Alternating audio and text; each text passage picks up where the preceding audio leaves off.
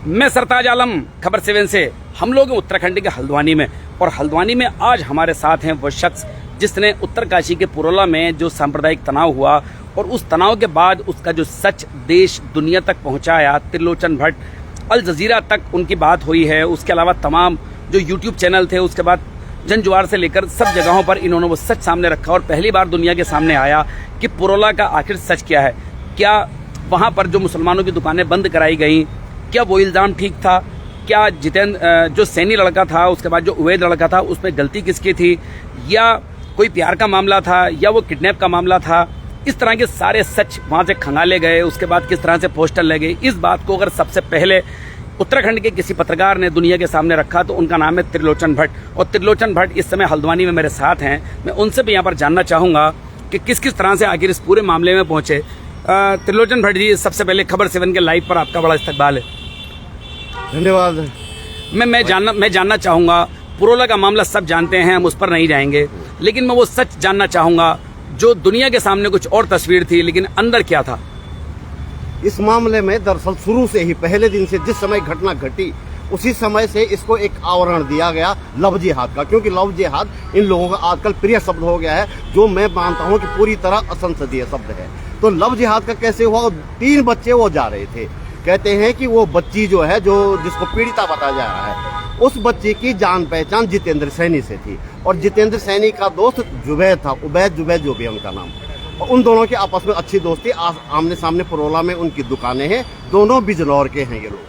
अब ये घूमने जा रहे थे, इन्होंने तो फैलाया कि विकास नगर ले जा रहा था या वहाँ ले जा रहा था लड़की को बेचने के लिए, धर्मांतरण के लिए, जबकि ऐसी इसमें कोई बात नहीं थी। तीनों बच्चे ये जा रहे थे, घूम रहे थे वहाँ पुरोला बाजार से मुश्किल से 100 मीटर की दूरी पे। वहाँ पे एक पेट्रोल पंप है, वहाँ पे इन तीनों को पकड़ लिया। पता चला कि एक लड़का जुबैद है, मुसलमान है, अरे ये तो लव जिहाद होगा, लड़की को भगा के ले जा रहे हैं। और खास बात यहाँ पे एक पत्रकार का नाम जो आया, जो मैंने वहाँ पूछा लोगों से, तो एक है वहाँ पे अनिल असवाल, कोई चोरी का सा टाइटल है उनका, BBC खबर.in नाम से इस तरह का है। वो वहाँ पे उन्होंने बड़ी प्रमुख भूमिका निभाई, और इनकी भूमिका की भी एक अलग कहानी है, क्यों निभाई है इन्होंने। नहीं, मैं सबसे पहले यहाँ पर भट्ट जी आपको लेके आना चाहूंगा।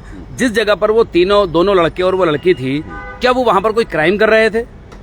नहीं, ऐसा कोई उस समय तो कोई क्राइम नहीं था। इन्होंने हालांकि मामला ये लिखवाया है कि अपहरण किया जा रहा था, कि जांच चल रही है, पुलिस जांच मतलब वो दोनों लड़के कोई क्राइम उस समय कोई क्राइम वहाँ पे नहीं था। तीनों लोग ये जा रहे थे, कोई कहता है टेम्पो में जा रहे थे, कोई कह रहा था पैदल जा रहे थे। अभी पुलिस इसकी जांच कर रही थी। मामला वास्तव में अपहरण का था, नहीं था। लेकिन लड़की के परिजन, लड़की के मामा है, माँ बाप नहीं है लड़की के, वो वहाँ पे बुलाए जाते। उससे पहले इस पत्रकार जिसका मैं नाम ले रहा हूँ, उसने अपनी तरफ से एप्लीकेशन दे दी थी कि जुबैद यहाँ लव जिहाद कर रहा है। हालांकि उस पुलिस ने उस पे मामला दर्ज नहीं किया। लड़की के मामा ने फिर मुकदमा दर्ज किया, और उन्होंने ये कहा भी कि इसमें लव जिहाद का एंगल बिना बात का दिया गया है। हाँ, उन्होंने ये कहा कि अपहरण की उन्होंने रिपोर्ट दिखाई है। चलो, अपहरण माना किया जो बच्ची के मामा थे, जी, बच्ची के मामा ने, वही उसके संरक्षक। ठीक है, बच्ची के मामा ने अपहरण की रिपोर्ट लिखवाई है। अब वो चलो, अब वो दोनों लड़के जुबैद भी और जितेंद्र सैनी भी उसी समय गिरफ्तार हो गए। वो बंद कर दे, बात तो खत्म हो गई। जब पुलिस जांच करेगी, बाकी जो करना है कानून करेगा, अदालतें करेंगी। लेकिन एक दिन बाद, ये 26 की घटना है, 28 को यहाँ कुछ लोगों का हुजूम जमा हुआ और प्रदर्शन किया गया, जो सबने हमने तस्वीरें देखी। बिल्कुल, सब तस्वीरें देखी। दुकानों के बोर्ड तोड़ेंगे, ये तोड़ेंगे, सो तोड़ेंगे। उसके बाद एक एंट्री होती है इसमें, देवभूमि रक्षा अभियान। कोई स्वामी दर्शन भारती आजकल बड़े संत बन रहे हुए हैं, लोग इन्हें राष्ट्रीय संत बता रहे हैं। इनकी एंट्री होती है, और ये वहां मुस्लिमों की दुकानों पे रात को एक पोस्टर चिपकाते हैं देवभूमि रक्षा अभियान के नाम से, कि आप 15 जून तक पुरोला खाली कर दें, वरना जो होगा वो वक्त बताएगा। मतलब पूरी की पूरी धमकी। ये मेरे समझ से 4, 5, 6 तारीख को ये बात आती है। मैं 8 तारीख को फिर पुरोला जाता हूँ, जब मुझे लगता है कि ये मामला ज्यादा गंभीर होने वाला, क्योंकि इन्होंने 15 जून के लिए एक महापंचायत बुलाई थी, हिंदू महापंचायत। तो मैं 8 को वहां गया। उस दिन जब मैंने वहां लोगों से पूछा, तो उस दिन उनकी तरफ वाले जो ये सांप्रदायिक तत्व हैं, ये तो खूब खुल के बोल रहे थे, हम तो ये कर लेंगे पुरोला को मुस्लिम मुक्त, और फिर उत्तराखंड मुस्लिम मुक्त तक ये लोग पहुंच रहे थे। लेकिन जो लोग वहाँ सद्भाव वाले हैं, वो उस दिन तक चुप थे।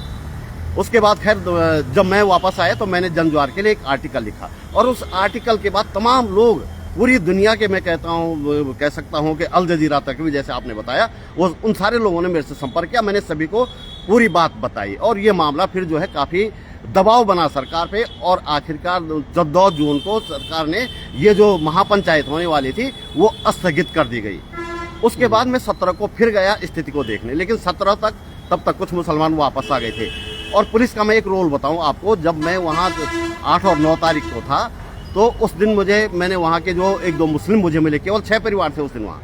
उनसे मैंने पूछा पुलिस का रोल क्या है, तो पुलिस भी उन्हें धमका रही थी। एसडीएम इनकी एप्लीकेशन लेने के लिए तैयार नहीं था, जिसमें ये लोग कह रहे थे कि हमें सुरक्षा दो, हमारी जान के लिए खतरा है, हमारा व्यवसाय खतरे में पड़ गया। जो वहाँ के मुस्लिम, हाँ, वहाँ के मुस्लिमों ने, जो 5-6 परिवार वहाँ रह गए थे, ये वो परिवार थे जिनके अपने घर हैं, बाकी लोग तो वहाँ चले आए थे। 28 की रात को 42 लोग छोड़ के चले आए थे, कुछ दुकानें समेट के, कुछ ताला लगा के चले आए थे। 6 लोग जिनके वहाँ पे अपने घर है, पुराने लोग हैं, 60-70 सालों से वहाँ हैं, वो वही थे। उनसे मैंने संपर्क किया तो उन्होंने ये बताया कि पुलिस भी कुछ बोलने के लिए तैयार नहीं है और एसडीएम तो हमारी एप्लीकेशन नहीं ले रहा है। लेकिन जब मैं 17 को दूसरी बार पुरोला पहुंचा तो उस दिन वहाँ पे जो है एसडीएम ने इन्हें खुद बुलाया और खुद कहा कि आप दुकानें खोल दो। तो जो लोग वहाँ थे 17 की सुबह उन्होंने दुकानें खोल दी थी और ठीक दिन उस दिन ठीक था, वहाँ पे पुलिस भी थी, सब कुछ था। और खास बात यह है कि जब दुकानें खुली तो सबसे पहले हिंदू, क्योंकि हिंदू बोल रहे, हिंदू ही आए। एक लड़का मिला मुझे वहाँ पे, सलीम मलिक, जिसकी हेयर ड्रेसर है वहाँ पे, तो उसकी दुकान खोलते ही लाइन लग गई और सारे, एक भी मुस्लिम नहीं था, सारे हिंदू थे। तो लोगों में तो कोई बात ही नहीं है, ये लोग जबरदस्ती इस तरह से।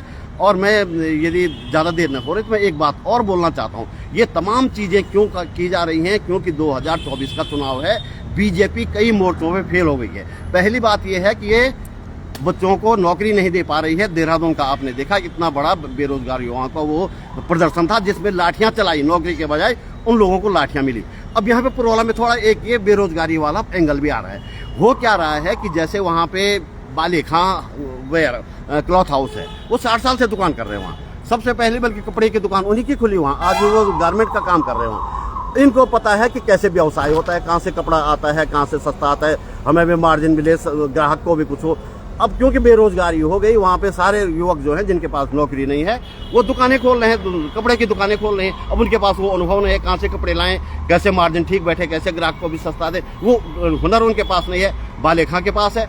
तो सारे लोग जो हैं खरीदारी उनके यहाँ करते कपड़ों के। अब इन लड़कों को लगता है कि ये मुसलमान तो बाहर आके हमारा रोजगार छीन रही है, तो ये एक तरह से बेरोजगारी का मामला भी है। तो बेरोजगारी के मामले में बीजेपी पीछे गई है।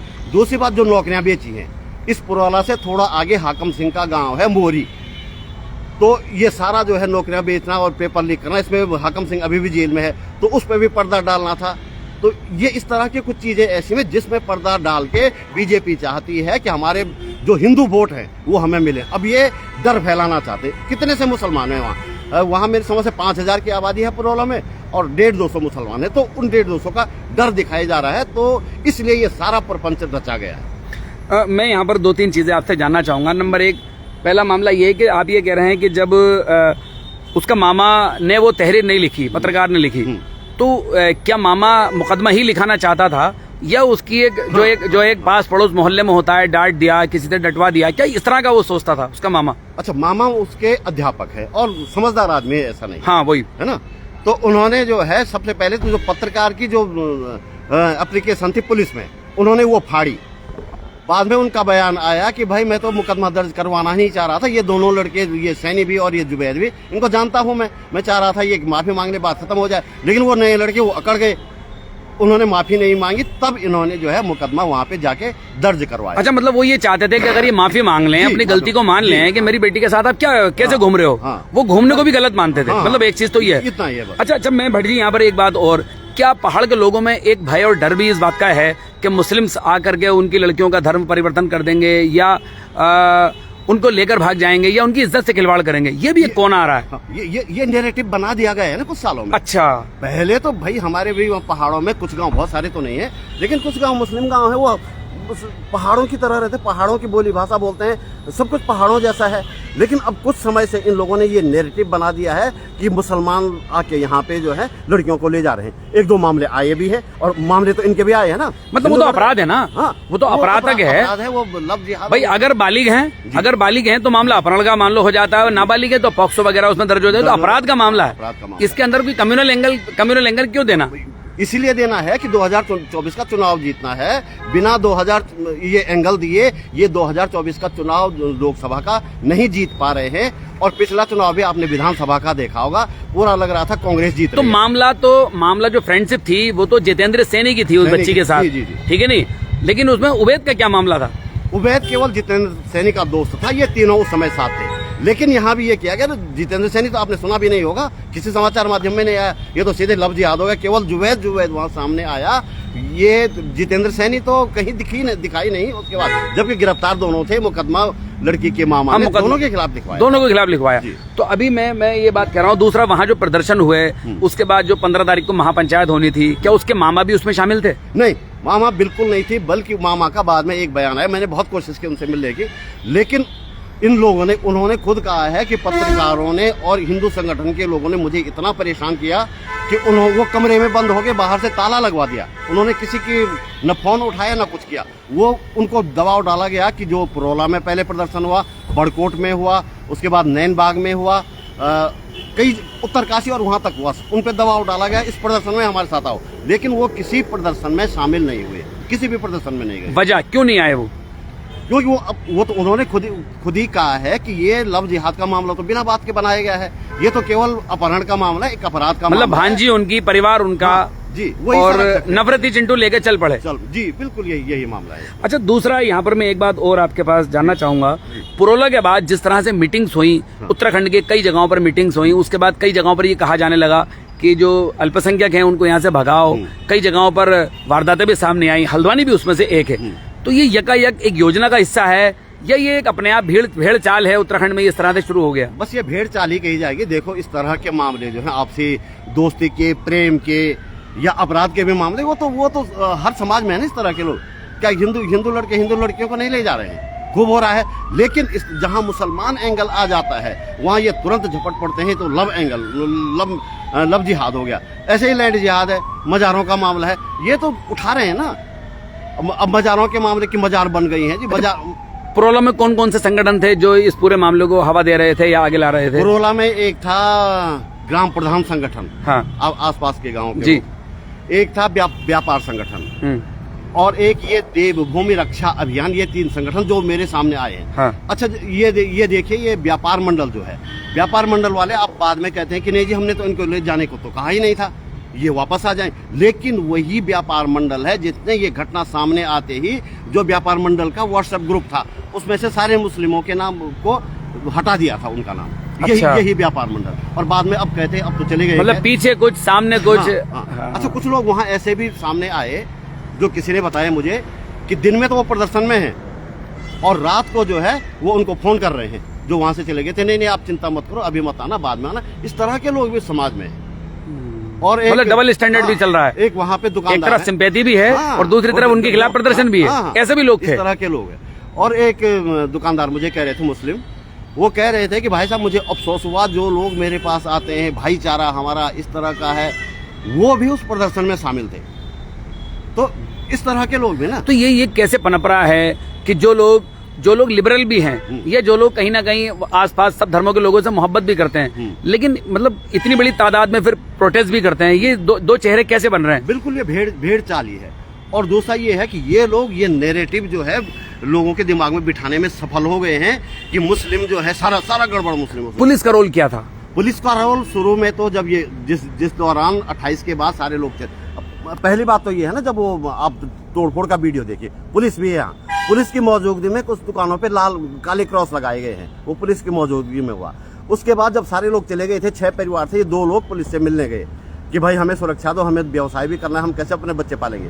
तो पहले दिन पुलिस ने क्या किया कि वो बता रहे हैं मुझे कि SHO बैठे थे, SHO ने बैठा अंदर, कहा कि अंदर CO बैठे हुए हैं। ये CO के पास गए तो CO ने कहा अरे ऐसा कैसे हो जाएगा, आप तो बिल्कुल सुरक्षित हो, बिल्कुल चिंता मत करो, दुकानें खोलो। SHO साहब यहाँ जो है इनकी दुकानों पे 4 पुलिस वाले लगा दो, पूरी PSC लगा दो उसमें। ये बड़े खुश होके आगे दोनों लोग, चलो यार सुन ली CO साहब ने हमारी। लेकिन 1 घंटे बाद एक पुलिस वाला आता है, इनको कहता है चौकी में बुलाया है। ये चौकी में जाते हैं तो वो SHO साहब कहते हैं कि ये तो देखो तुम्हारे भाई को तो बहुत शिकायतें आ रही हैं, उसको समझा दो जरा। तो उस दुकानदार ने कहा कि सर मेरा तो कोई भाई नहीं, मेरे पिताजी के 2 बच्चे, एक मैं एक मेरी बहन, भाई कहाँ से है? कि नहीं है तुम्हारा भाई, और जो भी है उसको समझा दो। और आइंदा अभी दुकान मत खोलना, लोग आग लगा देंगे। ये पुलिस करा हुआ तब था शुरू में, मतलब सुरक्षा देने की जगह बहुसंख्यकों से डर वहां पर फैलाया गया। उनमें डर बिठा दिया, दुकान जला देंगे लोग, ये पुलिस ने कहा है ना। और एसडीएम ने तो उनकी एप्लीकेशन लेने के लिए मना कर दिया था। लेकिन जब दबाव पड़ा, जब 15 जून की महापंचायत इन्होंने कैंसिल कर दी, उसके बाद 17 को जब दुकानें खुली, उस समय वहां पे ठीक ठाक था और पुलिस वाले हर दुकान की थोड़ी थोड़ी दूरी पे अपनी ड्यूटी दे रहे थे। उस दिन 17 को जो मैंने देखा वो ठीक ठाक था। और उस दिन लोगों के सारे जो पहले बयान दूसरी तरह के थे, अब थोड़ा ठीक हो गए थे 17 को। हालांकि उसके बाद में जा नहीं पाया हूँ। उसके बाद जा नहीं पाए। अच्छा, अभी क्या जानकारी है? अभी पुरौला में क्या चल रहा है? अभी पुरौला में वो माहौल तो ऐसा ही है। वो अभी इसको जो दिमागों में बिठाया गया है उसको धोने में वक्त लगेगा। अभी बकरीद थी, बकरीद के दिन इन्होंने जो है वहाँ उनको नमाज, सामूहिक नमाज होती बकरीद में, तो इन्होंने नमाज नहीं पढ़ने दी। वो गांव से दूर एक जंगल में जाके उन्होंने सामूहिक नमाज की। अभी भी ये स्थिति है। अच्छा, पुरौला में नमाज नहीं हुई? पुरौला में नमाज हुई, लेकिन पुरौला में कुछ लोग ऐसे ही हैं, ऐसे भी हैं वहाँ पे जिन्होंने जो है किराएदार के रूप में मुसलमानों को रखा था। उन्होंने मना कर दिया कि हम इनको नहीं हटाएंगे। यदि इनके खिलाफ कोई मुकदमा, ऐसे लोग भी हैं, ऐसे लोग भी, यदि इनके खिलाफ कोई मुकदमा दर्ज हुआ तो हम अभी हटा देते हैं। लेकिन जब मुकदमा ही नहीं, गलती कोई कर रहा है, अब सजा इनको क्यों, हम नहीं हटा रहे हैं। तो इसलिए भी कुछ मुसलमान अब वहाँ रह गए थे और अब ज्यादातर वापस आ गए। ठीक है भट्ट जी, उत्तराखंड के लोगों के लिए पैगाम क्या है आपका? उत्तराखंड के लोग, उत्तराखंड में सभी मजहबों के लोग हैं, सभी तरह के लोग हैं, सरकारें भी हर तरह की रही हैं और सरकारें भी आती जाती हैं, कोई परमानेंट नहीं है। कल कांग्रेस होती थी, अभी बीजेपी है, कल बीजेपी भी नहीं रहेगी। ठीक है, हम अविभाजित उत्तर प्रदेश की बात करें तो यहाँ सपा भी रही है, बसपा की सरकार भी रही है, कई दलों ने मिलकर भी सरकारें बनाई हैं। क्या पैगाम है उत्तराखंड के लिए, आप जैसे पत्रकार जो कि जमीन पर जाकर काम करते हैं? मेरा पैगाम तो हमारे संविधान में छिपा हुआ है ना। हमें जो है अपने अपने मतों को, धर्मों को मानने की जरूरत है, लेकिन वो सार्वजनिक जीवन में नहीं आना चाहिए। ठीक है ना, मैं हिंदू हूँ, मैं पूजा पाठ करता हूँ, सब कुछ करता हूँ, माना कि आप मुस्लिम हैं, आप भी करते होंगे। लेकिन अब हम उसको सार्वजनिक जगह पे ले आए तो हिंदू, मैं मुसलमान, तो ये नहीं चलने वाला। इसकी तो हमारी संविधान भी इजाजत नहीं देता, मानवता भी इजाजत नहीं देती। हम इस देश की मिट्टी में पैदा हुए हैं, सब लोग इसी मिट्टी में हमें रहना है। चाहो तो आप प्यार से रह लो, चाहो लड़ झगड़ लो। प्यार से रहोगे तो हमारी आने वाली पीढ़ियां ठीक होंगी, उनकी जिंदगी सही होगी, उनका भविष्य संवरेगा। और यदि आप नफरत फैलाना चाहते हैं तो नफरत बेशक फैला लो भाई, आपकी पीढ़ियां आपको गाली देंगी, यही हो सकता है। चलिए, बहुत बहुत शुक्रिया मेरे साथ बात करने के लिए। धन्यवाद। तो ये त्रिलोचन भट्ट जो कि पुरौला के मामले में सबसे पहले सच सारी दुनिया के सामने लेकर आए कि वहाँ जो मामला दर्ज हुआ उबैद और जितेंद्र सैनी, तो वो जो लड़की जो नाबालिग थी उसका जो फ्रेंडशिप थी वो जितेंद्र सैनी से थी, उबैद उसका दोस्त था और वो वहाँ पर घूम रहे थे, जैसा कि त्रिलोचन भट्ट का कहना है। बाकी पुलिस अपने इन्वेस्टिगेशन करेगी, इन्वेस्टिगेशन वहाँ पर पुलिस में चल भी रहा होगा।